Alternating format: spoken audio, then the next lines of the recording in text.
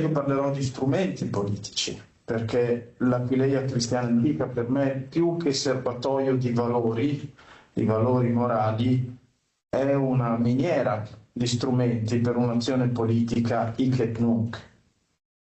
Secondariamente, il tema dell'Aquileia cristiana antica per me non si risolve nel patrimonio morale che pure Aquileia conserva e che però non si può imporre, non si può chiedere a tutti di riconoscersi in quel modello morale.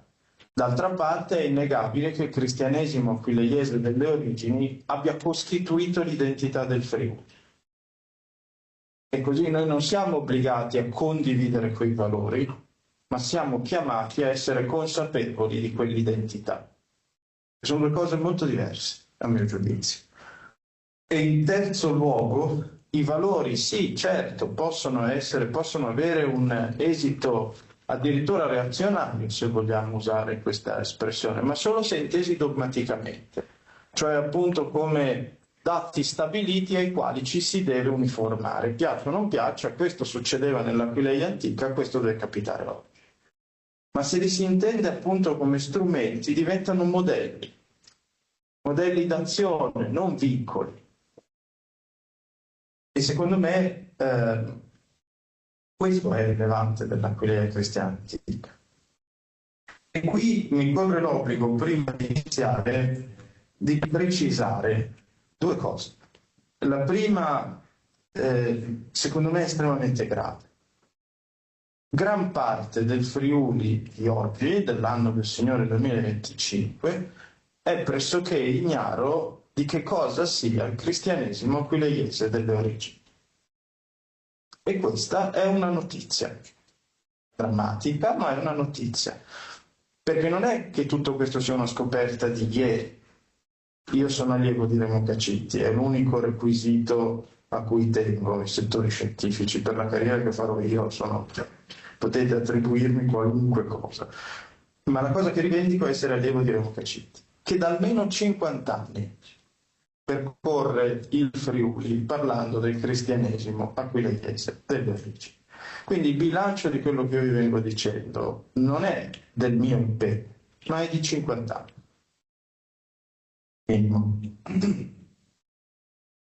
Secondo, il cristianesimo aquileiese delle origini non è il patriarcato di Aquileia, perché di questo si parla quando si parla di Aquileia.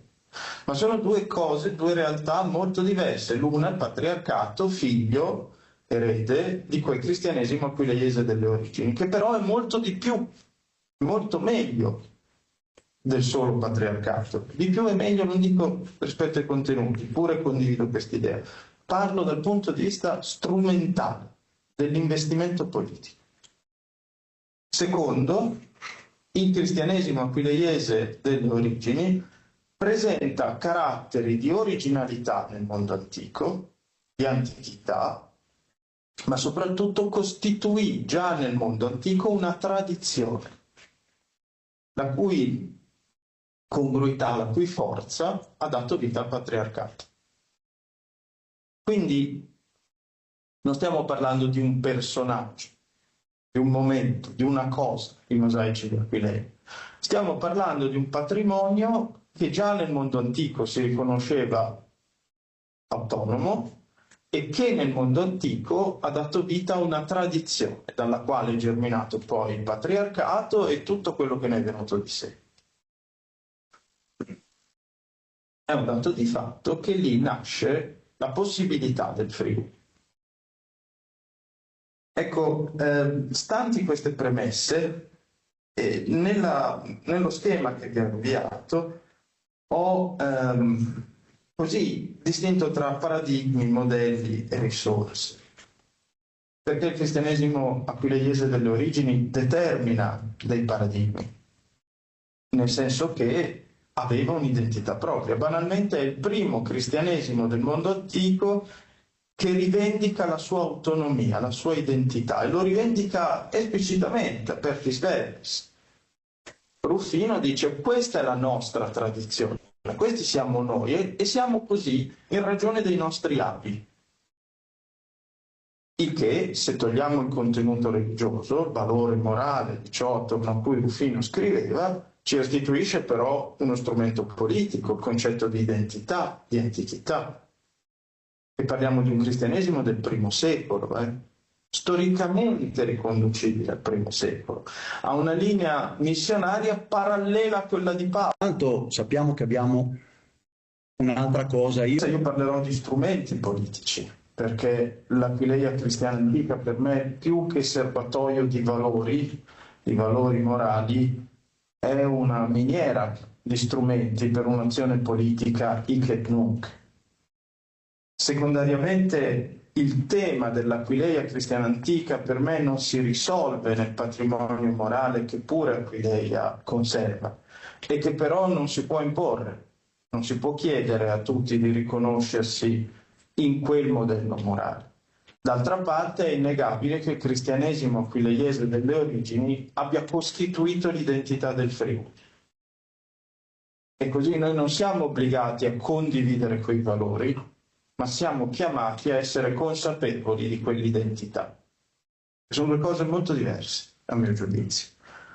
E in terzo luogo, i valori, sì, certo, possono avere un esito addirittura reazionario, se vogliamo usare questa espressione, ma solo se intesi dogmaticamente, cioè appunto come dati stabiliti ai quali ci si deve uniformare. Piaccia o non piaccia, questo succedeva nell'Aquileia antica, questo deve capitare oggi.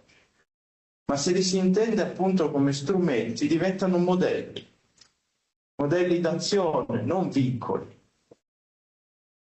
E secondo me questo è rilevante dell'Aquileia cristiana antica. E qui mi corre l'obbligo, prima di iniziare, di precisare due cose.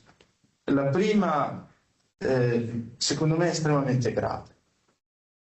Gran parte del Friuli di oggi, dell'anno del Signore 2025, è pressoché ignaro di che cosa sia il cristianesimo aquileiese delle origini. E questa è una notizia, drammatica, ma è una notizia. Perché non è che tutto questo sia una scoperta di ieri. Io sono allievo di Remo Cacitti, è l'unico requisito a cui tengo nei settori scientifici. Per la carriera che farò io potete attribuirmi qualunque cosa.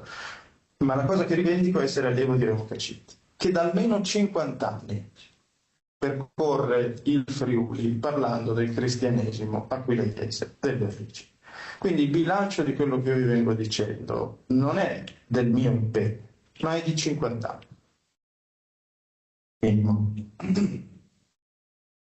Secondo, il cristianesimo aquileiese delle origini non è il patriarcato di Aquileia, perché di questo si parla quando si parla di Aquileia.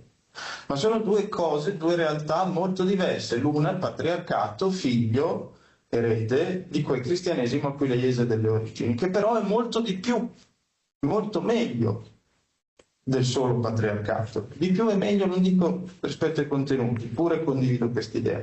Parlo dal punto di vista strumentale dell'investimento politico. Secondo, il cristianesimo aquileiese delle origini presenta caratteri di originalità nel mondo antico, di antichità, ma soprattutto costituì già nel mondo antico una tradizione, la cui congruità, la cui forza ha dato vita al patriarcato. Quindi non stiamo parlando di un personaggio, di un momento, di una cosa, i mosaici di Aquileia.